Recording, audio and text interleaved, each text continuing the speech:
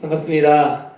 우리의 본향, 이 지혜관에서 다시 한번 우리 예배하게 해주신 또 이렇게 좋은 공간, 정말 하나님께 더 집중할 수 있는 많은 귀한 도움을 주게 된 이 공간 허락하신 우리 하나님과 또 고생해주신 모든 분들 감사합니다. 우리 박수 한 번만 보내주시면 좋겠습니다. 우리 전지혜 자매님 오셨나요? 네, 안 계시나? 우리 지혜관의 건물주, 우리 리모델링을 이렇게 잘 해주셔서 감사드립니다. 우리 처음 오신 분들 환영하고요. 예배 후에 잠깐 저를 만나주시면 감사하겠습니다. 오늘 2월 이제 장소가 이렇게 왔다 갔다 하는 와중에도 새가족 교육 잘 받으시고 잘 수료해주신 우리 네 분께 감사드립니다. 우리 공동체에서 우리 귀한 또 은혜로운 공동체 생활 잘 이어나갔으면 좋겠습니다. 우리 지지난주에 광고 드렸던 우리 전도팀 모집에 대해서 우리 네 분이 이제 신청해 주셔서 이제 최덕기 목사님과 잘 준비를 시작을 해주셨고요. 잠깐 전도팀 관련해서 제가 잠깐 광고를 드리려고 합니다. 여러분 들어오실 때 주보에 그 속지를 보셨을 거예요. 보면은 거기에 이제 여러분들의 이제 고민을 적을 수 있는 질문지를 저희가 넣었는데요. 평소 신앙생활 가운데 이제 기도에 관해서 궁금하셨던 점 이런 것들을 좀 자유롭게 생각을 적어 주셔서, 그리고 또 이제 외에도 교회를 다니면서 뭐 이제 궁금했거나 이해가 되지 않았던 어떤 이야기들 이런 것들이 있다면 작성을 좀 해주시면 감사하겠습니다. 그래서 나가실 때 우리 안내팀에게 제출을 해주시면 저희가 잘 받아서 전도팀 사역에 잘 활용하도록 하겠습니다. 이제 여러분들과 같은 이 청년들의 고민을 또 듣고 좀 더 친절하고 이제 친근하게 고민을 이제 나눌 수 있는 그런 컨텐츠를 전도팀에서 좀 제작을 하려고 한다고 합니다. 여러분들 많은 도움 좀 부탁을 드립니다. 오늘 계속해서 우리 누가복음 말씀 나누도록 하겠습니다. 우리 18번째 시간이에요. 우리가 지난주에 이 세상에 썩어져 없어져 버릴 것들, 그것들을 내 안에서 과감히 떨쳐버릴 때 비로소 영원한 하늘의 것을 얻을 수 있다. 우리가 그런 말씀 함께 나누었습니다. 오늘 이제 이 같은 주제를 이번에는 이제 하나님의 관점에서 한 번 더 좀 살펴보기를 원합니다. 제가 이제 군복무 중일 때 있었던 일을 한 가지 말씀을 드리려고 해요. 여러분들 남자가 군대 얘기하면 TMI가 되잖아요. 근데 저는 안 그래요. 왜냐면 군대에서 잘한 게 별로 없어서요. 군대에서 축구한 얘기하면 제가 맨날 약간 개발지나 그런 거밖에 얘기가 없거든요. 좀 특별한 이야기입니다, 여러분.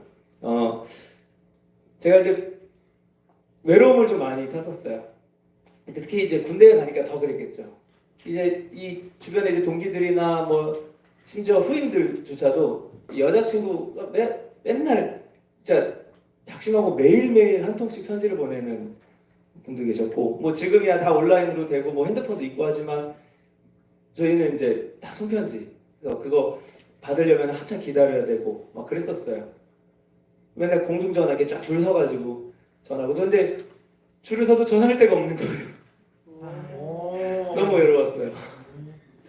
그래서 이런 생각을 했어요. 너무 이제 허전하고 막 그러니까 이런 생각이 드는 거예요. 그리고 이제 군대 가서 이제 부모님에 대한 생각이 더 나니까, 그래, 내가 꼭 뭐 이렇게 내가 좋아하는 자매, 꼭 뭐 신앙이 있어야 되는 자매, 그런 건 꼭 필요 없을 것 같아요. 만약에 우리 부모님이 이렇게 뭐 골라주시거나 그런 만약에 자녀라면 내가 당장 마음에 없어도 부모님이 나에게 정말 좋은 자매를 허락하셨을 거라는 그런 믿음이 좀 생겨서 내가 없던 마음도 막 생길 것 같다, 막 이런 생각까지도 들었던 거예요. 근데 이거를 이제 저희 부모님 면회를 오셨을 때 이제 아버지께 말씀을 드렸었습니다. 참고로 이제 저희 아버지는 제가 2년 동안 복무할 때 면회를 딱 한 번 오셨어요. 근데 저희 아버지가 저를 뭐 관심이 없으셔서가 아니라 이제 당시에 저희 아버지께서 이제 현역 국회의원이셨는데 어떻게 해서 정치인이 부대에 오면 그 휴일에 다 이제 일어나서 막 저기 길 쓸고 닦고 막 도열하고 그래서 제가 처음에 이등병일 때 만약에 저 때문에 그러면 이제 고참들이 어떻게 되겠어요? 저는 이제 군 생활이 끝나는 거예요. 뭐 절대 오시지 말라. 그래서 나 한 번 겨우겨우 또 몰래 왔다가 가셨던 적이 있습니다. 그때 이 얘기를 드렸어요. 근데 아버지가 이제 감동을 하신 거예요. 야, 우리 아들이 드디어 부모 마음을 아는구나. 철들었구나. 이제 그래서 그런 건 아닌데 사실 제가 외로워서 그랬던 건데. 근데 바로 나가셔가지고 자매를 한 명 구하신 거예요. 이제 연락이 오셨어요. 야, 너 이번에 상병휴가 나올 때 저희 아버지가 이제 국회 이제 건설교통위원회에서 이제 활동을 하셨는데, 그러니까 건설위원회다 보니까 어때요? 이제 건설업 하시는 그 이제 사장님들하고 많이 교류를 하게 되겠죠. 사업가분들하고 이제 그 중에서 이 바닥 도색을 하는 그런 이제 업체에 사장님이 계셨어요. 근데 여사장님이세요. 그 남편분이 하시던 사업을 남편분이 돌아가시면서 이제 물려받으신 거예요. 그 여사장님하고 이제 친분 좀 있으셨는데, 그분의 둘째 딸이 캐나다에서 유학 중인데 이번에 이제 한국에 잠깐 들어오는데 너랑 만나게 소개시켜주게 이렇게 준비를 했다 이러시는 거예요. 그래가지고 네, 뭐 가자. 뭐 어차피 휴가 때문에 누구 만날 사람도 없고 뭐. 그래서 이제 간 거예요. 근데 이제 쉽게 말해서 이분들 생각은 그건 거예요. 뭐 정략 결혼 같은 거 있죠. 정치인 집안과 사업가 집안의 이런 매칭, 이런 걸 생각하셨던 것 같아요. 이제 만났는데 저는 뭐 이 자매는 자매라고 하기에는 좀 뭐야, 술도 굉장히 잘 마셨고, 이 만나자마자 이제 그 어머님 대신 그 사장님께서 저를 너무 또 좋게 보셔가지고, 야, 이 사업을 나중에 통째로 물려줄 수도 있다, 뭐 이런 얘기까지 하시는 거예요. 그래서 인생 몇점 그때 잘 만났어야 된다고요? 제 아내한테 그럼 얘기를 전해줄게요. 네. 하여튼 그랬는데 너무 이렇게 저는 마음에 들었어요, 그 집안이. 그래, 계산을 한 거예요. 그래, 야, 그러니까 이렇게 어느 정도 외모도 괜찮았어요. 그리고 저보다 한 2살 어렸나 이랬는데, 이게 잘 만나서 꼭 신앙적으로 이렇게 하는 게 중요한가? 그냥 교회만 잘 다니고 그냥 교회 이렇게 사역하는 거 이런 거 하지 말고 나도 이제 좀 일반적인 인생으로 한번 살아보자, 막 그런 생각을 하게 된 거예요, 제가. 그래서 잘 만나는데 이제 그 자매가 마음이 없었어요. 그러니까 엄마의 성화에 등 떠밀려서 나왔던 거예요. 그래서 이제 그 부모님들끼리 막 사돈 이러면서 막 기분 좋아서 그랬죠. 이제 그렇게 그냥 이제 파토가 났던 그런 이제 이슈가 한 번 있었습니다. 제가 이제 이 일을 떠올리면서 하나님의 관점에 대해서 좀 생각을 해보게 됐었어요. 나중에. 자, 제 아버지는 저를 위해서 그 자리를 마련하신 거예요. 그런데 신앙적으로 만난 자리는 아니었습니다. 그러니까 신앙의 관점으로 봤을 때는 이게 저에게 유익한 자리였을까? 아까 그때 아쉽다 이렇게 얘기를 하신 분들 계신데, 그때 그랬었다면, 그때 그게 잘 됐었다면 지금의 저에게 유익이었을까? 저희 아버지는 저를 나쁘게 만들려고, 저를 안 되게 하시려고 그런 자리를 만드신 게 아니거든요. 잘 되게 하기 위해서 저를 사랑하셔서 그렇게 하신 거예요. 근데 그것이 정말 영적으로는 저에게 위한 것이었나? 이것을 고민해 보게 된 거예요. 아들에 대한 사랑의 마음을 표현을 하신 거. 세상적으로 보기에는 정말 잘 위하는 좋은 자리였어요. 그런데 하나님께서 보시기에는 저나 아버지, 우리 가족들을 다 망치는 길이었어요. 왜요? 그게 잘 됐으면 저는 지금 이 자리에서 이렇게 여러분들과 함께 말씀을 나누고 있지는 못했을 겁니다. 잠깐 뭐 이렇게 잘 되어가는 것처럼 보였겠죠. 하지만 그 끝이 어떤지, 그 영적인 끝이 어떤지 거기에 대해서 명확하게 깨닫게 된 이후, 이 자리는 결코 유익의 자리가 아니었다라고 저는 생각을 하게 된 거예요. 자, 저희 육신의 아버지도 저를 사랑하셔서 저를 위해서 제자를 베푸셨습니다. 그리고 우리 하늘아버지이신 하나님께서도 저를 위해, 또 여러분들을 위해 유익한 것들을 베푸시고 우리가 잘 되기를 원하세요. 자, 근데 똑같은 아버지인데 이게 영적인 관점이냐 육적인 관점이냐에 따라서 위하는 게 맞거든요. 근데 그 위하는 모양이 정반대가 되는 거예요. 하나님께서는 하나님께서 옳게 여기시는 그 영적인 관점과 방법대로 우리에게 원하시는 것을 이루어 가신다라는 겁니다. 이 부모가 자녀에게 진정으로 원하는 것은 무엇일까요? 당연히 그 자녀가 잘 되는 겁니다. 이 자녀가 커서 나를 위해서 뭘 좀 봉사를 하고 희생을 하고, 물론 이제 조금 나르시시즘 있는 부모님들은 그걸 또 원하는 분들도 계시더라고요. 근데 대부분의 부모님들은 자기를 희생해서라도 자녀가 잘 되기를 원해요. 또한 그 자녀가 무언가를 해줬을 때 기뻐하는 모습, 그걸 보면 너무 기쁜 거예요. 원하는 것을 뭐 이렇게 해줬을 때, 사줬을 때 기뻐하는 거. 근데 그것이 그 자녀를 정말 위한 것이 될 때, 이건 정말 금상첨화겠죠. 부모가 자녀에게 원하는 그 모습이 자녀에게도 유익일 때, 그 자녀가 정말 잘 되는 길이라면 너무너무 좋지 않겠어요? 하지만 하늘아버지와는 다르게 육신의 부모는요, 똑같이 인간이죠. 연약함이고 판단과 생각에 너무 제한이 있어요. 그러다 보니까 정말 위하는 것이라고 해줘도 지혜롭지 못할 때가 많아요. 이게 정말 그 자녀를 위한 길인지 잘 판단하지 못하고, 그저 부모가 보기에 좋아 보이니까, 이 자녀가 원하는 것 같으니까, 아 나도 좋아, 이게 이 자녀를 위하는 길일 거야 라고 생각하고 해준다는 거예요.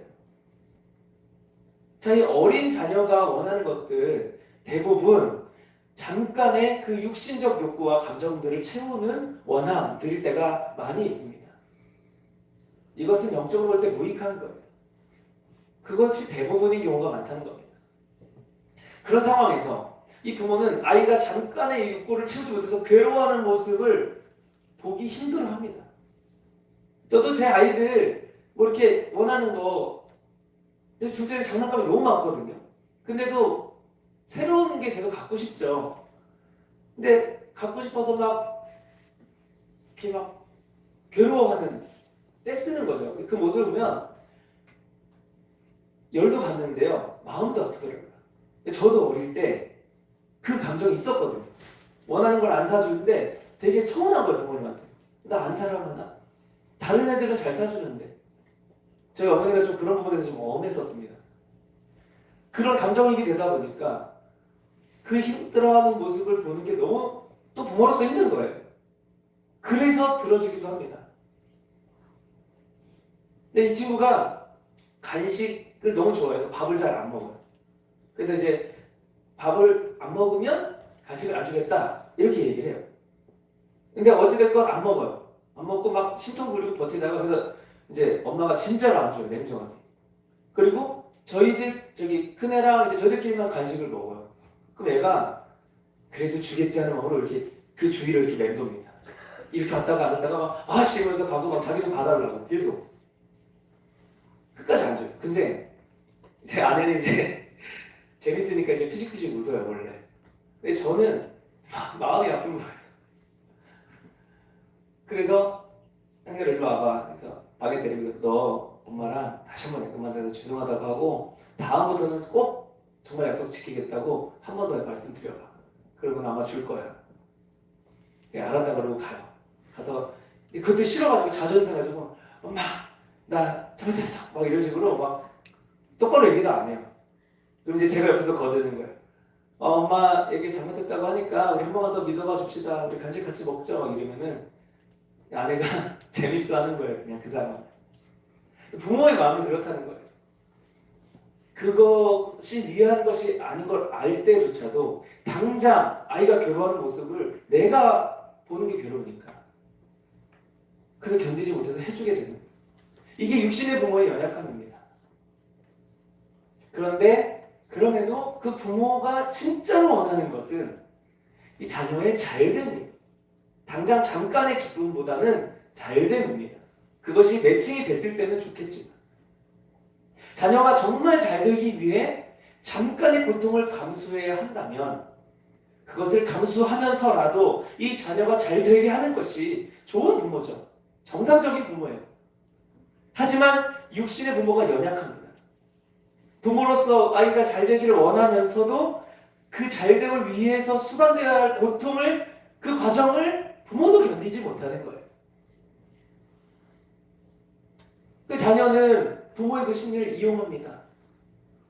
그것을 이용해서 자신의 육신에 원하는 것을 어떻게든 얻어내려고 하는 거죠. 이때야 이 부모는요, 그 아이가 그것을 얻었기 때문에 기뻐하는 그 모습을 보고 싶은 마음과 이 자녀가 진정으로 잘되게 하기 위한 길로 나아가기 위해서 그것을 참아내기 위한 괴로워한 그 모습, 두 모습을 보는 것 사이에서 갈등하게 돼요. 진정한 부모라면, 그래서 자녀가 원하는 것만을 들어주는 게 아니라 자녀의 유익을 위해 자신의 마음이 아픈 그 희생을 감수하는 역할을 감당할 수 있는 사람이어야만 한다는 거예요. 자, 예수님께서 어떤 동네에 가셨는데 한 나병 환자가 이제 예수님께 나옵니다. 자, 그러면서 그는 예수님께 원하신다면 자신을 고쳐주실 것이다 라고 말해요. 원하신다면. 그러면서 자신의 치유를 간구합니다. 이에 예수님은 내가 원해, 맞아, 원하니까 너의 깨끗게 될 거야 라고 이렇게 명하시고 그 나병이 치유가 되죠. 이때 예수님께서 나병 환자의 병이 치유되기를 원한다라고 말씀하셨습니다. 예수님이 그것을 원하신대요. 자, 당신이 원하신다면 이것이 가능할 것입니다 라고 말했던 이 나병 환자의 말은요, 어떻게 보면 솔직히 지금 아쉬운 사람은 나병 환자잖아요. 근데 예수님께 오히려 큰 소리를 치고 있는 거예요. 나병 환자, 제발 좀 고쳐주십시오. 안 돼도 고쳐주십시오. 이게 아니라 예수님 나 낫기를 원하세요? 그러면 나 좀 고쳐주세요. 원하신다면요. 이게 아쉬운 사람이 할 소리는 아닌 것 같아요.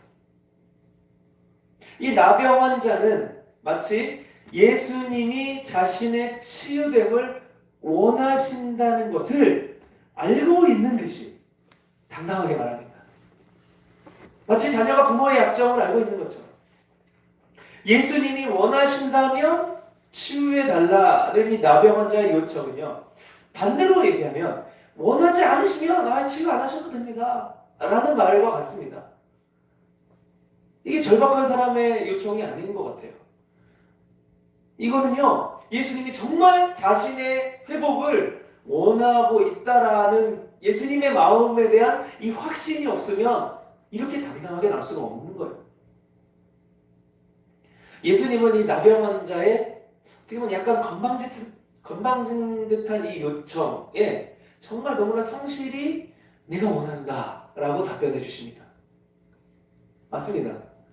예수님께서 원하시는 것은요, 그런 약하고 가난한 자, 자신의 자녀된 자의 잘됨, 치유, 회복, 그것이 예수님이 원하시는 거예요. 우리 하나님이 원하시는 거예요. 하지만 정말 그것만 원하시는 것일까? 앞서 말씀드린 것처럼 당연히 예수님은 하나님이신 우리의 영적 아버지로서 우리의 잘됨, 우리의 영적인 잘됨을, 그 잘됨을 얻지 못하는 자들을 불쌍하게 여겨주세요. 긍휼히 여겨주십니다. 나사로의 죽음 앞에서 그 죽음을 충분히 살리실 거면서도 그 다음에 바로 살리셨거든요. 그랬으면서도 당장의 죽음 앞에서 예수님은 인간처럼 눈물을 흘리셨어요. 그것이 불쌍했어요. 안타까우셨어요. 근데 예수님이 그 육신의 죽음 때문에 그렇게 안타까워하셨을까? 그렇지 않다고 보는 거예요. 왜냐면 당장 살리셨으니까. 당장 살리실 건데 그게 왜 불쌍해요? 그것을 보시면서 영적인 죄의 죽음에 허덕이는 우리들이 불쌍하셨기 때문에 눈물을 흘리셨다라는 겁니다. 예수님은 바로 이렇게 우리 육신의 어떠함을 회복시켜 주시기 위해서만 이 땅에 오신 분이 아니다라는 거예요. 우리의 영을 우리의 근본을 치유하고자, 회복시키고자 이 땅에 오신 거죠. 그렇기 때문에 예수님은요, 육신의 것만 회복시켜 주시고 마무리하시는 게 아니라 육신의 회복은 단지 프로토타입, 시작에 불과하다. 지난 시간에 말씀 많이 드렸습니다.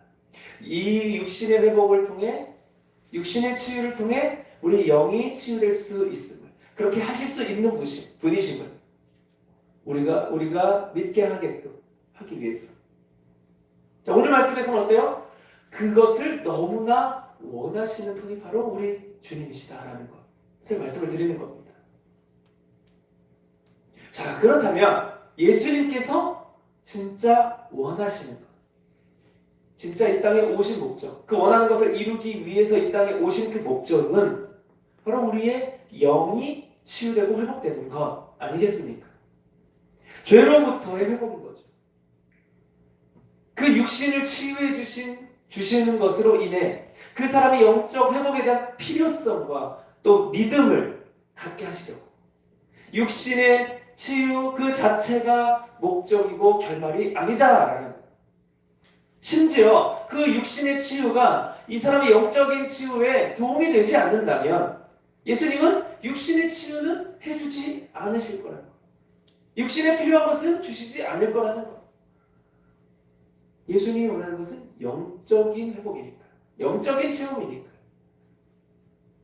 우리가 이 부분을 오해하기 십상이라는 거예요. 우리도 이 나병 환자처럼 기도하죠. 주님, 저 사랑하시죠? 제가 잘 되길 원하시죠? 제가 기쁘길 원하시죠? 그렇다면 제가 원하는 것을 해주세요. 그러면 저는 잘 될 것이고요. 저는 너무 기쁠 것입니다. 이것도 주님이 원하시는 모습 아닙니까? 이때 내가 생각하는 기준에서의 그 잘됨이 내가 원하는 것을 얻는다 하여 반드시 잘 되는 것이다 라고 볼 수는 없는 거죠. 인간은 정말 좋은 것이 무엇인지 잘 모릅니다. 왜요? 그 정말 좋은 것을 이 육신의 세상, 이 세속에서 찾으려고 하기 때문에. 곧 썩어져 없어질 것들. 하나님이 원하시는 것이 우리의 잘됨인 것이라는 것, 거기까지는 우리도 압니다. 그런데 그 잘됨의 방법이 좀 다른 거예요.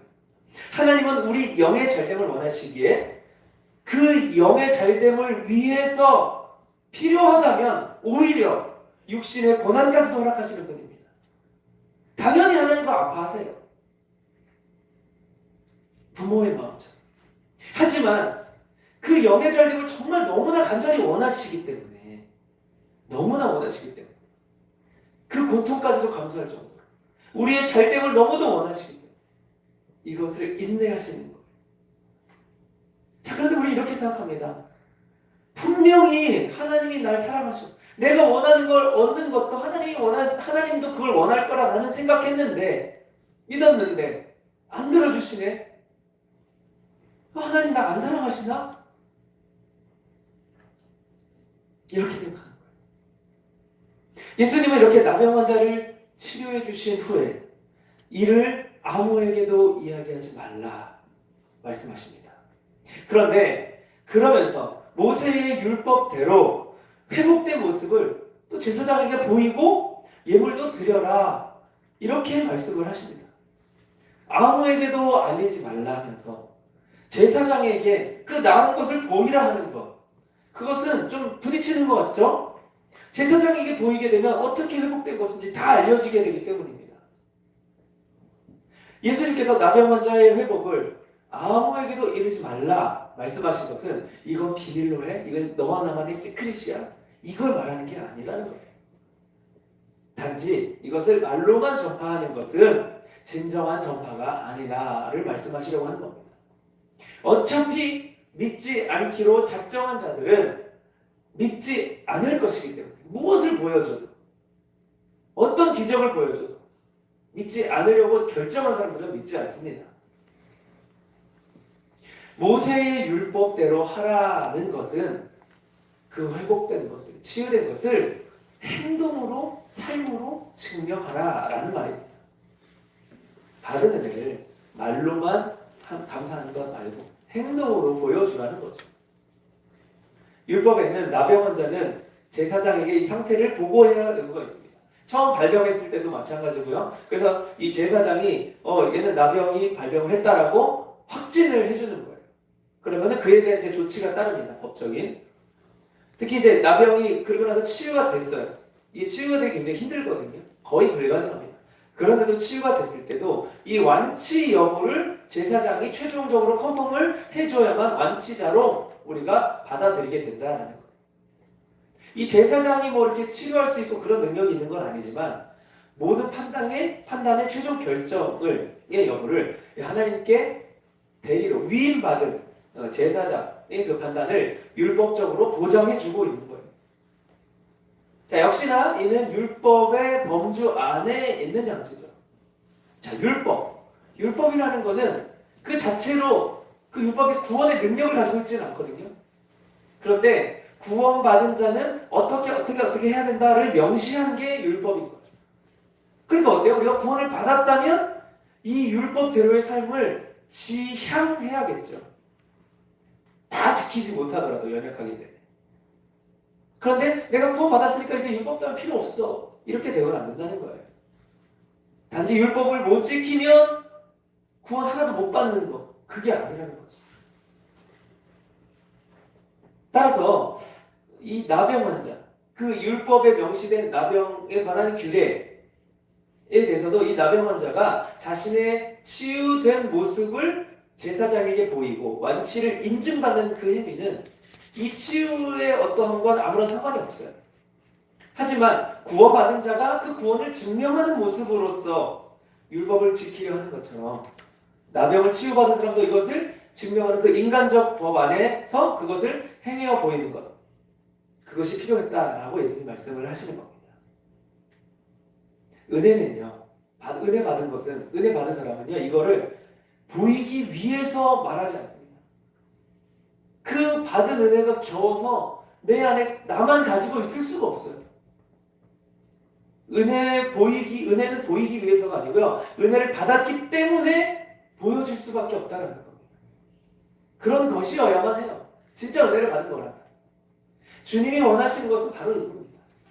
은혜를 주시기를 원하는 것은 은혜를 주기 위한 그 자체에, 은혜 주는 것 자체에 예수님이 거기에 원하는 마음이 있거나 그 목적이 있는 게 아니라요, 은혜를 확실히 받았느냐, 거기에 초점이 있다는 겁니다.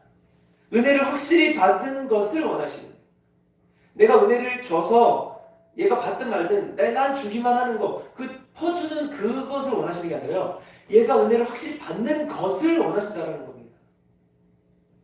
그리고 그것을 증명하는 그 삶의 모습을 또 원하신다는 거죠. 은혜의 열매를 원하는 거예요. 그 열매보다 그 열매를 통해 은혜 받은 것, 그래서 기뻐하는 모습, 그런 기쁨을 원하신다는 거죠. 원리는 육신의 것을 받았을 때 기뻐하는 것과 똑같습니다. 하지만 육신의 것은요, 그 받은 당시에는 너무너무 기뻐요. 그런데 정말 얼마 뒤에 사라지더라고요. 제가 너무너무 외모적으로 아름다운 어떤 여성을 봤다 쳐요. 와, 너무 이뻐. 미치겠다. 우와, 대박. 너무 사귀고 싶은 거예요. 남자분들 대부분 공감하시죠? 남자는 외모로 여성을 판단하니까. 오, 진짜. 죄송합니다. 네. 네. 그런데 이게 너무너무 놀라워요. 조금 지나면 TV에서 보던 그 와 진짜 이쁜 그런 연예인은요, 왜 내가 이쁘다고 생각했지? 뭐 이런 생각이 들어요. 그러니까 안 이쁜 게 아니라 그냥 이제 저 아름다움을 내가 갖고 싶다 막 이런 마음이 없어집니다. 육신의 것들은 그렇다는 거예요. 너무너무 갖고 싶고 원해도요, 조금 지나면 사그라들어요. 그래서 당장 처음의 모습은 영적인 유익을 얻었을 때나 육적인 유익을 얻었을 때나 기뻐하는 건 마찬가지예요. 그런데 그것이 지속되는 것은 육신의 것이 아니라 영적인 것이다. 그리고 우리 하늘아버지께서는 그렇게 영원히 기뻐하기를 간절히 원하신다. 그것 때문에 육적인 것이 아니라 영적인 것을 주신다는 거예요.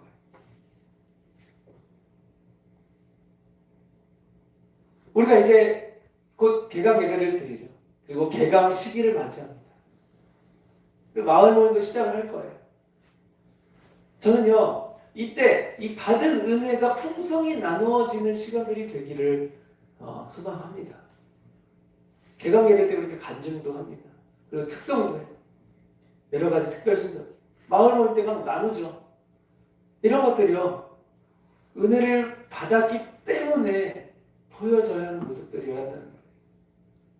받은 은혜가 겨워서 이것을 내가 숨길 수가 없어서 너무너무 기뻐서 감사해서 나누지 않고는 견딜 수 없는 이게 은혜예요. 그거 자체가 은혜라는 거예요. 은혜 받았다라는 거예요. 그게 이걸 원하신다는 거예요. 주님. 은혜라는 건 받을 수 없는, 받을 자격이 없는 우리가 어때요? 받은 거예요. 그 영적인 유익을 거저받은 거. 우리에게 이것만큼 잘 된 게 없다라는 거. 그리고 하나님께서 우리에게 주신 것 중에 이것만큼 좋은 게 없습니다. 이것만큼 유익인 게 없는 거예요. 하지만 인간은 계속해서 하나님이 원하시는 것이 아닌 자신이 원하시는 것, 자신이 원하는 것을 예수님으로부터 찾아내려고 합니다. 예수님의 이 치유의 소문이 퍼지기 시작하자 많은 사람들은 예수님의 말씀을 듣고 말씀도 듣고 자기 병도 고침을 받고자 예수님을 찾아옵니다. 자, 하지만 예수님은요, 이 나병 환자에게 하셨던 모습과는 달리 이 무리들에게서는 떨어져 나가세요. 한적한 곳으로 가셔서 기도하십니다. 자, 지난주도 말씀드렸듯이 이 게네사렛 호수에 예수님을 보러 온 많은 무리들, 예수님의 말씀만 듣기 위해서가 아니라 말씀도 듣기 위해 모인 거예요. 말씀은 그저 이제 어떤 오프닝, 이 치유사역, 축사사역에는 이제 오프닝 같은 거 정도로 생각하는 거예요. 본 행사는 예수님의 치유사역이었어요. 본 행사는 내가 고침을 받는 것, 육신이 고침을 받는 것. 말씀은 귀로 들어 영적으로 얻는 유익. 실제로 행해 주시는 거기에 더 우리 관심과 마음이 가 있다라는 거죠. 이들에게는 말씀이 중요하지 않았습니다. 말씀만 듣는다는 것은 영적인 걸 원하는 거예요.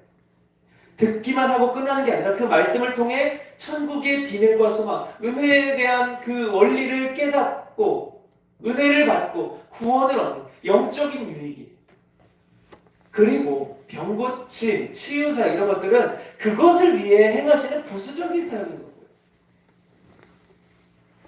육신적인 유익입니다. 근데 무리들은 바로 거기에 포커스가 있었어요. 예수님은 그런 것들로부터 물러가서 영적인 행위, 기도를 하십니다. 이들의 육신의 잘됨도 원하기는 하십니다.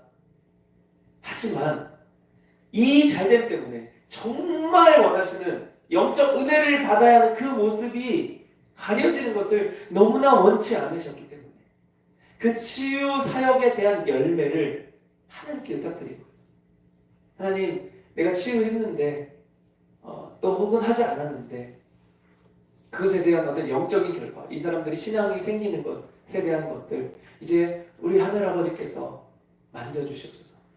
인간이 해야 할 일은 다 했습니다. 자신은 그저 허락된 치유사역을 하신 거고 그 열매를 우리 주님께 간구하는 거죠. 이 사역의 목적이 퇴색되지 않도록 말입니다. 그들이 그저 육신적인 치유함을 받고 오히려 예수님이 누구신지를 깨닫는 육신의 치유 때문에, 그것 때문에 예수님을 찾아왔지만 이걸 통해서 본질이 무엇인지를 발견하게 되고 영의 자리로 나와 영이 치유받는 자리까지 나오는 바로 그 열매, 이것을 예수님이 간절히 기도하셨다는 거예요. 우리는 예수님을 찾을 때, 교회에 나올 때, 신앙생활을 할 때 늘 우리의 원함을 가지고 나옵니다. 하지만 그 시작이에요. 그것을 100% 나쁜 거다 혹은 좋은 거다라고 말할 수 없습니다. 경우에 따라서 좋게 사용될 수도 있고 안 좋게 사용될 수도 있어요. 그것을 통해서 정말 예수님을 만나고 정말 예수님 자체를 사랑하게 됐다면 좋은 도구가 되는 거예요. 내가 제가 말씀드렸죠. 제가 중학교 때 교회 처음 나갔어요. 여학생들 보려고. 근데 그 여학생들 보려고 나아간 그 교회 자리부터 지금까지 해서 신앙이 생기게 돼요. 그것을 통해서. 육신적 유익을 찾으러 나갔다가 영적인 것을 만나고. 그런데 아니야. 계속해서 여기서 어떻게든 이 여학생들하고 내가 여자친구를 만들어 보겠어. 근데 여기서 실패해서 다른 교회로 옮겨. 계속 여학생들 찾으려고. 그거 안 주시는 거예요. 우리의 원함 때문에 주님께 나왔다가도 주님의 원함을 발견하는 은혜가 있기를 소망합니다. 그것을 어떻게 발견할 수 있어요? 내가 원하던 것을 쥐고 있던 이 손의 힘을 풀어버리면 되는 거예요. 그것 때문에 나온 거지만 주님 앞에서 그것을 풀어야 한다는 거예요. 여러분, 우리 각자 나 이거 없으면 절대 못 살아. 난 이거 없으면 절대 안 돼. 이거는 절대 안 못해. 아무리 하나님이어도 안 돼. 그런 거 하나씩 있잖아요. 없으세요? 나 이거 없어도 살아요. 나 이거보다 주님이 당연히 우선이니까요. 그러니까 주님 걱정 말고 그거 나한테 주세요. 나 그거 없어도 산다니까요. 그러니까 그거 주세요. 이런 기도 해보신 적 있지 않아요? 이렇게 기도했다는 거는요. 이미 그거 없으면 못 살기 때문입니다. 솔직히 나 그거 없으면 주님 못 살 것 같아요. 그리고 그것을 버리게 해달라고 기도하는 것도 두렵습니다. 왜? 이거 버리면 나 끝장날 것 같거든요. 그러니까 주님, 내가 진짜 필요한 거는요. 그것을 버렸을 때 올 그 두려움에 대해서 이겨내고 정말 그것을 버리고 정말 주님만을 원할 수 있게 해주세요. 라고 우리가 기도해야 하지 않겠냐는 거예요. 그것을 주시지 않아도요. 주님과의 관계에 아무런 문제가 없다면 그 사람이 바로 정말 주님만을 필요로 하는 사람일 겁니다. 하지만 이것을 주시지 않았을 때 그 주시지 않은 분과 멀어지게 되면 이것은 이미 그거 없으면 못 사는 그것이 우상이 되어버린 삶인 거예요.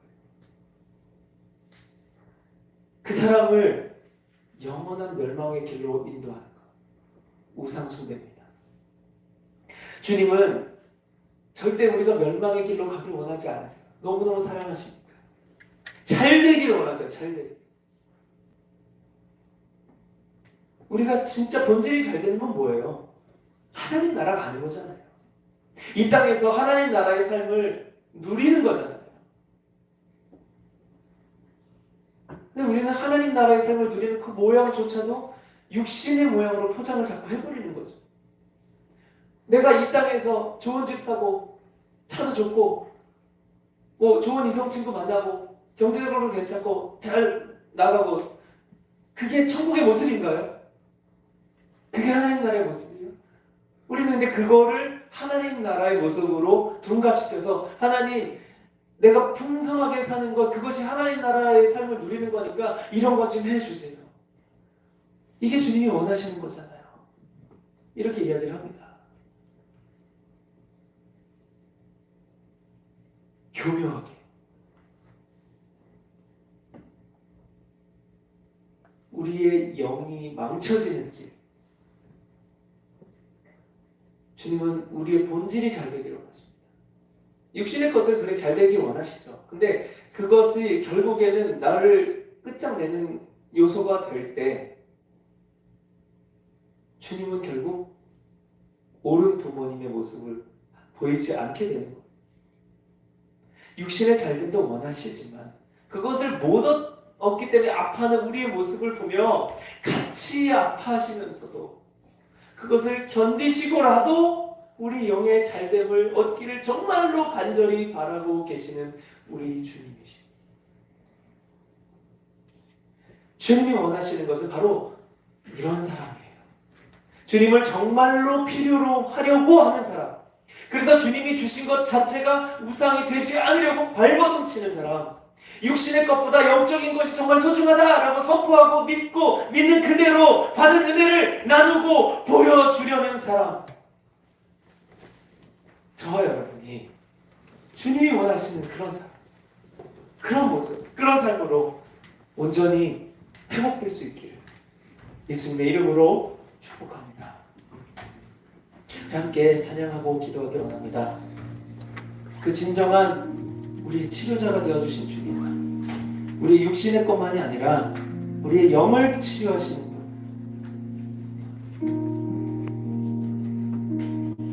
주님이 관심을 갖고 머무시는, 주님이 바라보시는 내 아픔, 슬픔과 고통, 나의 상처와 아픔,